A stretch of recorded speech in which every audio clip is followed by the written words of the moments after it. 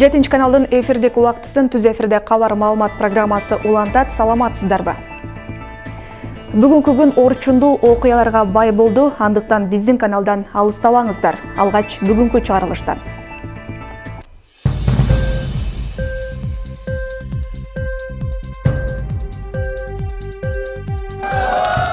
Президент Садыр Жапаров митингге чыккан эл менен жолукту. Адистерге тапшырманы берейин. Барып, тактап келсин, мага айтат, анан мен чечим кабыл алам.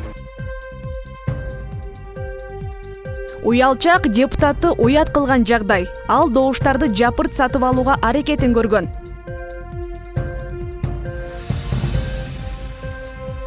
Баш көтөргөн уюшкан кылмыштуу топ бул жолу шайлоого таасир эте албайт. УКМК чоң буштумдарды кантип тыйып жатат?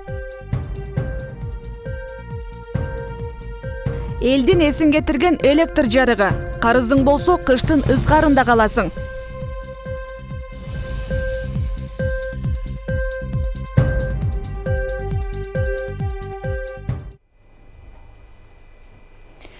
Президент Садыр Жапаров ишке келе жатып, Ак үйдүн алдынан наразылыкка чыккан жер ынтымак конушунун тургундары менен жолукту. Бул тууралуу мамлекет башчынын маалымат кызматы кабарлады. Чогулгандары президентке өз жер тилкелерине кызыл китебин 15 жылдан бери ала албай келгенин, анткени конуш орун алган жер расмий түрдө санитардык коргоочу аймакка кирерин айтып беришкен. Аталган конуш түштүк батыш көрүстөнүнүн жанында орун алган. Алардын айтымында аталган конушта 1300 үй бар. Жалпысынан 5-10 миң киши жашап, алардын баарынын каттоосу жок. Мындан улам алар зарыл справкаларды алып жана мамлекеттик социалдык кызматтарды колдонуу үчүн бийликтегилерден турак жайлардын мыйзамдаштырып берүүнү өтүнүштү деп айтылат маалыматта. Жер ынтымак конушунун тургундары бийликтегилерден документтерди каттап берүү маселесин болушунча тез чечип берүүнү өтүнүшкөн. Жапаров чогулгандардын кайрылуусун угуп, анын тапшырмасы менен тийиштүү адистер жерине барып, кырдаал боюнча маалымат беришерин. Маселе изилденген соң тийиштүү чечим кабыл алынарын айткан. Бул маселелердин баарын чечүүгө убакыт керектигин белгилеген. Мамлекет башчы митинг бул сыяктуу маселелерди чечүүнү тездетүүгө же толук чечүүгө жардам бербей турганына чогулгандардын көңүлүн буруп, жана жерлерди басып алуу темасына токтолгон. Түшүндүм. Силердики эми баягы санитарный зонага жайгашып калган деп бербей аткан экен, Мен адистер менен кеңешейин. Адистерге тапшырманы берейин. Барып, тактап келсин, мага айтат, анан мен чечим кабыл алам. Силердики эми башкача экен, санитарный зонада жайгашып калган деп. Атак эми мындан ары бүт бардык ушу Бишкектин тургундарына, тегеректе турган жаңы конуштардагы кызыл китеп ала албай жүргөн, 16-17 жылдан бери документтештире албай аткандарга бардыгына жеткирип коюлат. Эч кандай митингге моюнтуп чыкпасын. Чечип берип атам алардын баарын. Ар нерсенин өзүнүн бүтө турган убактысы болот. Мына көрүп атасыңар, областтарды чечип бергенбиз. Бая сельхоз потеря дегенди төлөтпөй мыйзам негизинде кабыл алып кол коюп бердим. Кызыл китептерин бердирдим. Кече күнү көрдүңөр, Тетсекиникин бердирдим. Эми азыр Бишкек шаарына келди. Жаңы конуштарда кимде ким басып алган жерлерине кызыл китеп ала албай жүргөн болсо, сельхоз потеря төлөй утурла. Жок, мен жалпы айтып атам, силерде эмес. Бишкектиктерге айтып атам. Мындай митингге чыкпагыла деп атам. Бүтөт, жазга чейин аласыңар кызыл китебиңерди. Анан жөн эле неме кылбагыла. Анан ошолордун баарын чечип берип атабыз. Бир нерсени эскертип коеюн.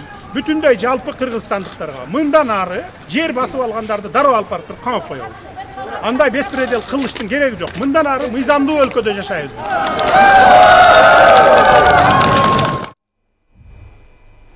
Опузала пара алуу фактысы менен Бишкек шаарынын Октябрь райондук прокурорунун орун басары кармалды. Бул тууралуу бүгүн Улуттук коопсуздук мамлекеттик комитети кабарлады. Шектүү укук коргоо кызматкерлеринен 5000 АКШ доллары өлчөмүндө акча талап кылганы, болбосо кылмыш жоопкерчилигине тартам деп коркутканы айтылууда. Колго түшкөн учурда 200 миң сомдон ашуун акчаны алганы тууралуу далилдер табылган. Атайын кызмат кармалган адамдын аты жөнүн, баш тамгаларын атады. Ал инициалдар район прокурорунун орун басары Алтынбек Айдаровдун ысымына дал келүүдө. Башка басылмалар колго түшкөн атка минер Айдаров экенин жазышты. Прокуратурадан азырынча комментарий боло элек. Шектүү УКМКнын убактылуу кармоочу жайына киргизилди. Жогорку кеңештин депутаттыгына талапкер Камчыбек Жолдошбаев шайлоочулардын добушун жапырт сатып алууну уюштурган деп шектелүүдө. Улуттук коопсуздук мамлекеттик комитети Борбордук шайлоо комиссиясынын төрайымы Нуржан Шайылдабековага ушундай мазмунда кат жолдоду. Каттын көчүрмөсү Боршайкомдун сайтына жарыяланды. Баштапкы маалыматтарга ылайык, Жолдошбаев жакындары аркылуу Бишкек шаарынын Ленин районундагы үй комитеттеринин төрагаларын көндүрүү жолу менен шайлоочуларды ири өлчөмдө сатып алууну уюштурган. Тергөөнүн версиясы боюнча бул иш талапкердин тууганы Мухтарбек Сыдыков аркылуу ишке ашырылган. Ал 16 ноябрда 4 шайлоочулга 8.000 сомдон бергенде кармалган. Тинтүү маалында Сыдыковдун автоунаасынан 39.000 сом табылган. Шайлоочулардын тизмеси жазылган кагазда табылгандыктан УКМК бул каражатты шайлоочулар арналган деп божомолдойт. Жаза кодексинин шайлоочуларды сатып алуу беренеси менен сотко чейинки өндүрүш башталып, Сыдыков УКМКнын убактылуу кармоочу жайына камалды. Ошол эле күнү Жолдошбаевдин үгүтчүлөрүнүн үйүндө тинтүү жүргүзүлүп, 138.000 сом жана шайлоочулардын тизмеси табылган. Жалал Абад облусунун Сузак районунун Сузак айыл өкмөт башчысы Бекзат Абдурашитов кызматынан бошотулду. Бул маалыматты 18 ноябрда район акими Баратбек Сыдык Назаров тастыктады. Облустук прокуратуранын маалыматына караганда, сентябрь айынан бери анын үстүнөн жергиликтүү тургундардан, депутаттардан арыз даттануулар түшкөн. Мектептерге көмүр алууга, Сузак айыл өкмөтүнүн имаратынын өрттөнүүсүнө шалаакы мамилеси тууралуу арыздар келип түшкөн. Өрттөн мамлекетке 7,5 миллион сомдук зыян келтирилген. Райондук прокуратуранын сунуш берүүсүнө ушул жагдайда негиз болгон.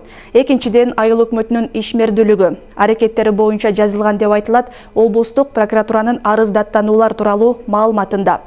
Райондук прокуратура 16 ноябрда акимчиликке айыл өкмөт башчысын тартиптик жазага тартуу тууралуу сунуш бергени маалым болду. Кызматка 4 ай мурда дайындалган 35 жаштагы Бекзат Абдурашитов өзү кызматтан мыйзамсыз алынганын айтып, президент Садыр Жапаровго видео кайрылуу жолдоду жана ишти жеке көзөмөлүнө алууну суранды. Учурда айыл өкмөт башчысынын милдетин орун басары Замир Жанбаев убактылуу аткарып жатат.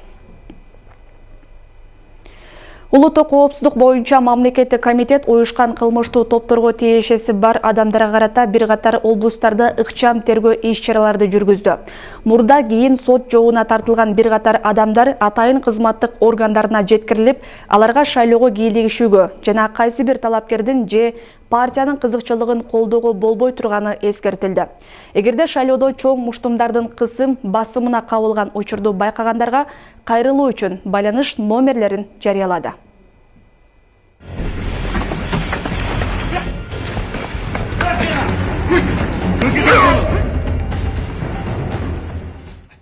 Бул оперативдүү тасмада мурда ар кандай кылмыш жасагандыгы үчүн сот жообуна тартылган уюшкан кылмыштуу топтун мүчөлөрү УКМКга алынып келинүүдө. Атайын кызмат чоң муштумдардын шайлоо процесстерине кийлигишүүсүнө жол бербөөсү үчүн аларды күч колдонуп чакыртып түшүндүрүү иштерин жүргүздү. Ыкчам тергөө иш-чаралары уюшкан кылмыштуулукка тиешеси бар адамдарга карата Кыргызстандын бардык аймактарында, тагыраагы облустарда жасалган.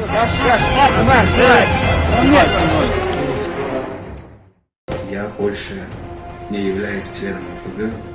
Азыркы болуп жаткан шайлоолорго тиешем жок. Эч кандай шайлоо иштерине элдерди үгүттөө боюнча аралашпайбыз.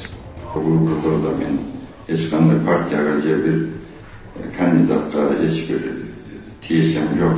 Аталган ведомстводан мындай көрүнүшкө мыйзамда каралган тартипте тиешелүү чаралар көрүлөрү эскертилди. Андан сырткары УКМК Ички иштер министрлиги менен биргеликте Кыргызстандын бардык аймагында уюшкан кылмыштуу топтордун ишмердигин аныктоо, бөгөт коюу боюнча атайын ыкчам тергөө иштерди пландык негизде улантып жатканын кабарлады. Ош облусунда ИИМдин каттоосунда турган 32 уюшкан кылмыштуу топтун мүчөсү бар. Алардын 10-у абакта, 3-өө чет өлкөдө, калгандары эркиндикте жүргөндүктөн иш аракеттери көзөмөлдө турат. Буга чейин багы көнүп калгандай шайлоо иштерине аралашпоо боюнча алар ошолго катуу эскертүү берилди. Эгерде аралаша турган болсо, мыйзам чегинде жаза тартыла турган. Каралардын күчү колдонулуп, чоң муштумдар баш көтөргөн жагдай буга чейинки шайлоолордо катталып келген. Өзгөчө Ош облусунун Кара Суу районунда мурда каралардын басымы менен шайлоо бурмаланган окуя катталып, ал коомчулукта резонанс жараткан. Облустук милиция андагы кылмышкерлер учурда толук көзөмөлгө алынганын, андай окуя бул шайлоодо кайталанбайт деп ишендирүүдө. Билесиздер, Кара Суу районунда ошо шайлоо учурунда бычакташып атышкан учурлар болгон, ошо криминалдык топтордун мүчөлөрү бири-бири менен. Бул bir 4 жыл 5 жыл мурда катталган. Ошол кездеги топтор көпчүлүгү ошо камалган. Көп ал эми ошондой нерселерге жол берүү боюнча азыр ошо эскертүүлөр берилет. Эгерде ошондой аракеттер боло турган болсо, бул мыйзам чегинде катуу чара көрүлөт. Журналист Ыдырыс Ысаков эгемендүүлүк алгандан берки ар бир шайлоодо бийликтин кызыкчылыгы болгондуктан Крым авторитеттер аралашып келген деген пикирде. Криминалдарды шайлоого аралашуусуна бийлик толук тыюу сала алат, ал үчүн таза жана адилеттүү күрөш жана каалоо болушу керек дешет. Криминалдардын таасири шайлоолорго бул ошол Акаевдин маалында эле башталган. Ошол маалда жана Рыспек Ахматбаев дегендер, андан кийин Баяман дегендер, андан кийинки криминалдардын баардыгы, криминалдык авторитеттердин баардыгы шайлоолорго түздөн-түз таасир этип келген. Криминал деп атабыз, криминалды айыптагандан пайда жок бул жерде. Криминал эч качан бийликтен бийик тура алган эмес. Бийлик эркелетпесе, бийлик коргобосо, бийлик колдобосо, криминал эч качан баш көтөрүп, башынан өйдө секире албайт. Уюшкан кылмыштуу топтун мүчөлөрүнүн жогорку кеңештин шайлоосуна кийлигишүүсү же башка мыйзамсыз аракеттери тууралуу маалымат болсо, УКМКга төмөндөгү байланыш номерлери аркылуу кайрылууну өтүнүүдө. Бишкек шаары 0312 66 04 75, Чүй облусу 0312 54 07 19, Жалал-Абад облусу 03 722 5 60 49, Ысык Көл облусу 03 922 5 11 80, Ош облусу 03 222 2 30 78, Талас облусу 03 422 5 20 43, Баткен облусу 03 622 5 00 33, Нарын облусу 03 522 5 08 49. Ички иштер министрлиги шайлоонун үгүт иштери башталгандан бери шайлоо эрежесин бузган 158 факты катталганын кабарлады. Бул аралыкта 28 кылмыш жана 37 жорук, электрондук маалымат журналына 93 ар кандай билдирүүлөр катталды. Роза Акматжан кызы, Бекмамат Султанов, 7 канал, Ош. Шайлоо өнөктүгүнө саналуу күн калды. Андыктан кыргыз элинин алдындагы тарыхый тандоо жакындап жатат. Өлкө келечегине кайдыгер карабай татыктуу эл өкүлүн тандап алуу элдин жоопкерчилигинде турат. Андыктан телекөрүүчү, сиз дагы мамлекет алдындагы милдетиңизди так аткарып, татыктуусун тандаңыз. Эгерде шайлоо өнөктүгүнө байланышкан мыйзамсыз көрүнүш жана укук бузуулар болсо, төмөнкү адрестер боюнча биз менен бөлүшүңүз.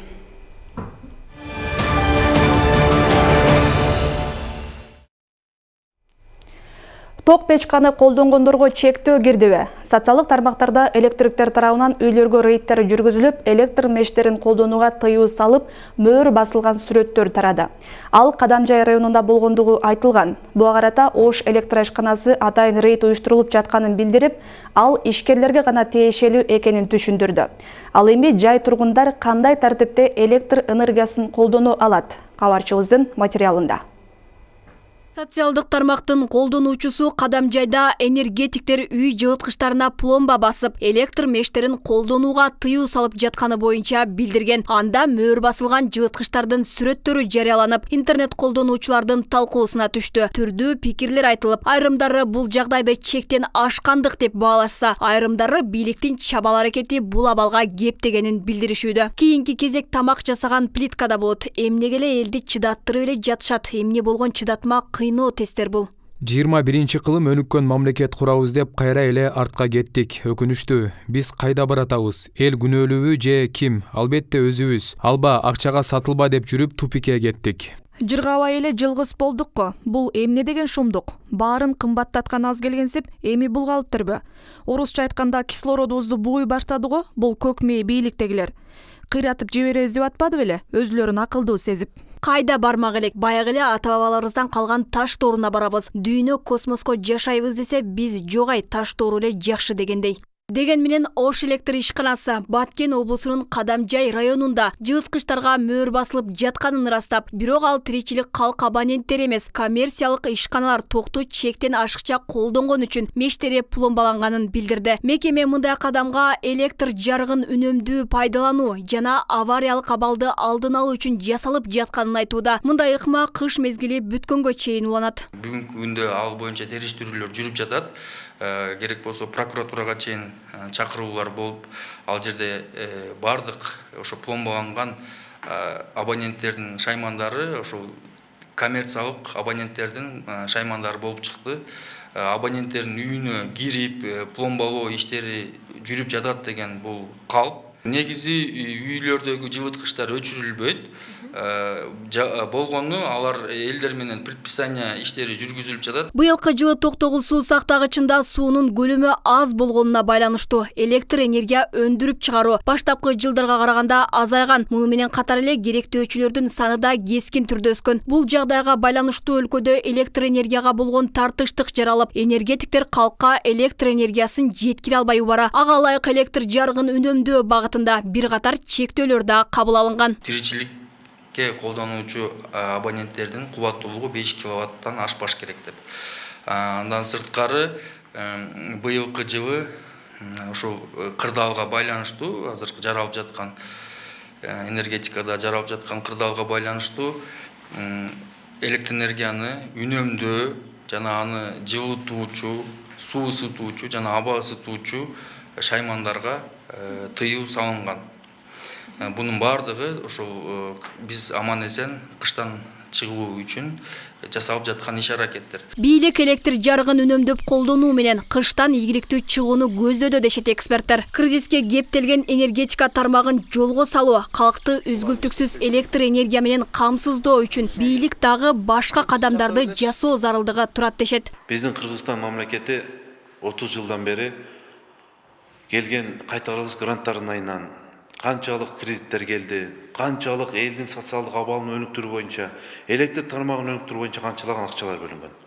Тилекке каршы ушунча жылдан бери келген аткаминерлерибиздин айынан пара корбу, коррупцияга малдым калган системанын айынан биз ушул акыбалдабыз. Электр тармагы боюнча бизде проблема болбой койбойт.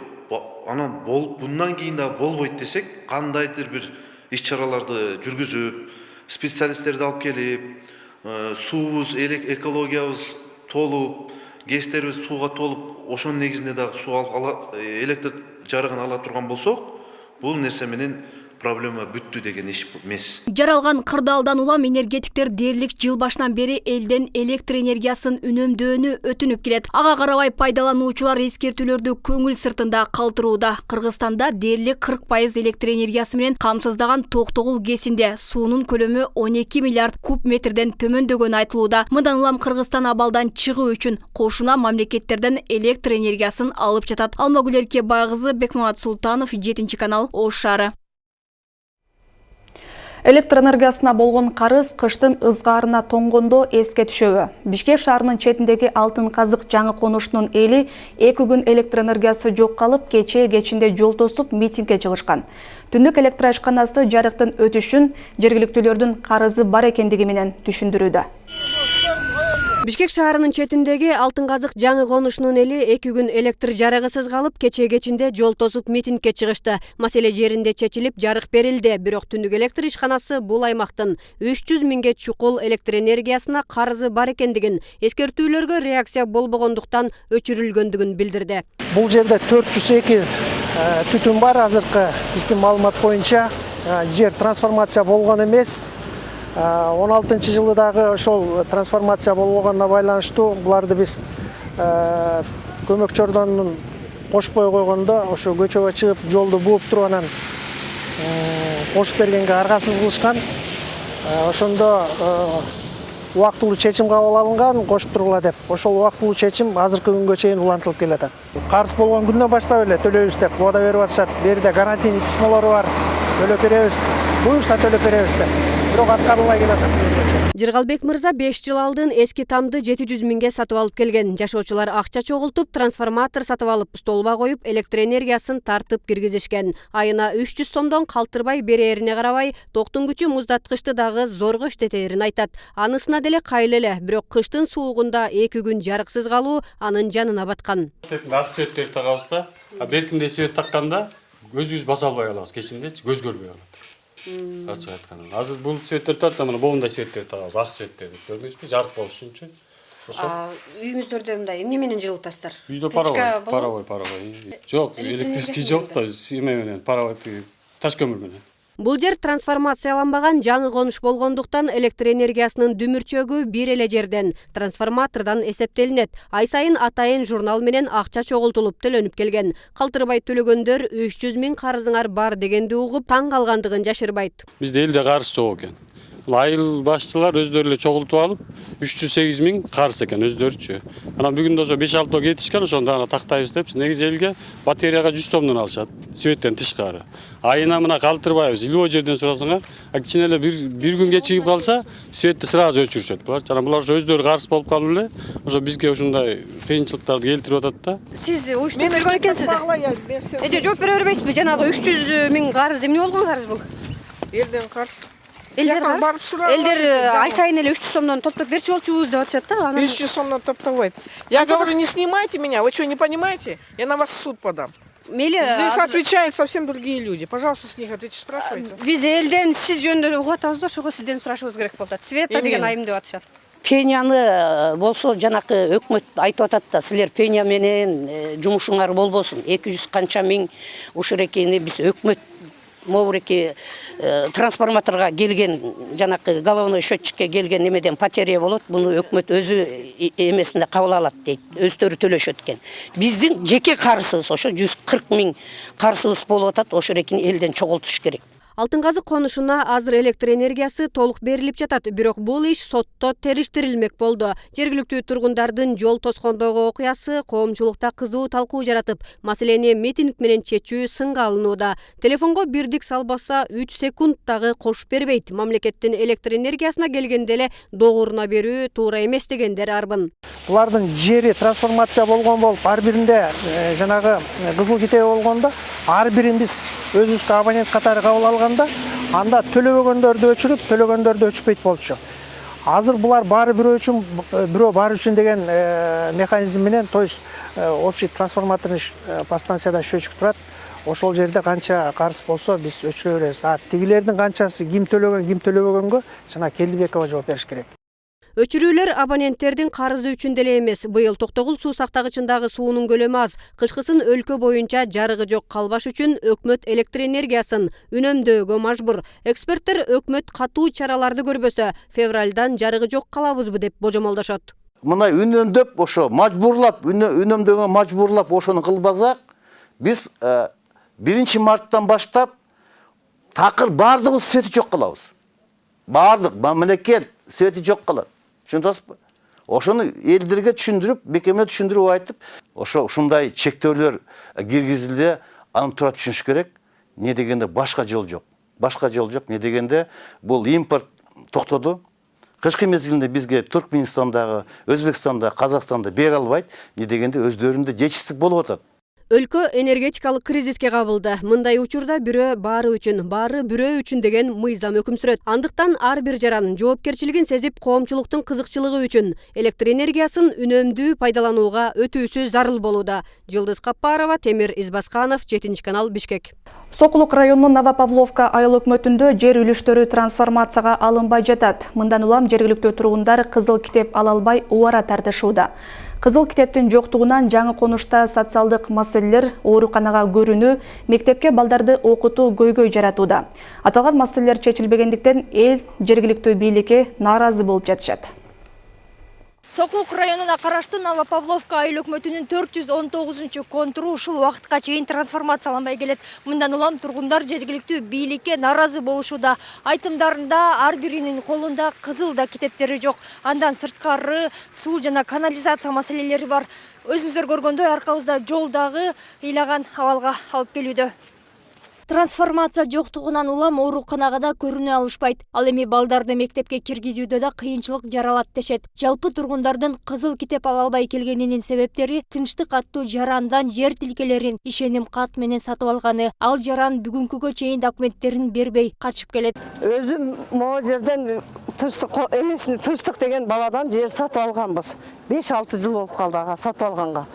Же курушубузду билбейбиз, же кайра эметишибизди билбейбиз, кайра бирөөгө сатканды. Ушинтип кармалып турат. Биз да ушул акчаны Астанага барып иштеп, ошо казак туугандардын эмесин колун жууп, подъездерин шыпырып, ушинтип жүрүп таап келген акчабыз. Ушул акчага ушинтип жерди сатып алдык. Жашоочулар жергиликтүү бийликке да бир нече ирет кайрылып келишкен. Айыл өкмөт менен акимден жыйынтык чыкпаган соң Бишкек шаарына жаңы конушту каратуу иш аракетин көрүп жатышыптыр. Тургундардын айтымында агынды суулар борбордук канализацияга да кошулган эмес. Муну менен катар электр энергиясы да түндүк электр таратуу бөлүмүнүн балансында эмес. Кызыл китеп чыгарып берсин. Экинчиси ушул районду Бишкектин балансына алып берсин. Анткени Новопавловка айыл өкмөтүнүн балансы ашат деп мына жерде жергиликтүү бийликтин кишилери келди, жетет деп. Жетсе ушул 12 жыл болду мен жашап атканыма. 12 жылдан бери гана турган жолуңузду караңызчы, кирген жолуңуз. Маршрут маселесин билесиз. Жок, 164 келет. Ит баспай калды. Мына ит баспай калды деп айтып атат элдер. Биз Сокулукка больницага бара албайбыз, же школго бара албайбыз, же садикке бара албайбыз. Бизде ушундай көйгөйлүү маселе көп да. Биз даже шайлоого катыша албайбыз да. Шайлоого бул жерден азыр экиге бөлүнөт.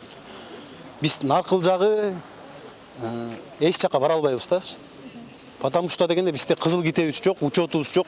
Биздин ордубузга жөн эле башка бирөөлөр шайлап коет да. Ал эми жергиликтүү бийлик өкүлдөрү маселенин чечилбей жатканын, жумуш орунга жаңы келгенин жүйө кылышат. Айыл өкмөтү акимчилик карап берсе гана баштаганга даярбыз десе, акимдин орун басары президент кол койгон жаңы мыйзамдын токтомун күтүп жатканын айтат. Биз күтүп атабыз ошо 1-2 ай жобо келсин, положение келди. Качан жибергенсиздер? Биз күтүп атабыз.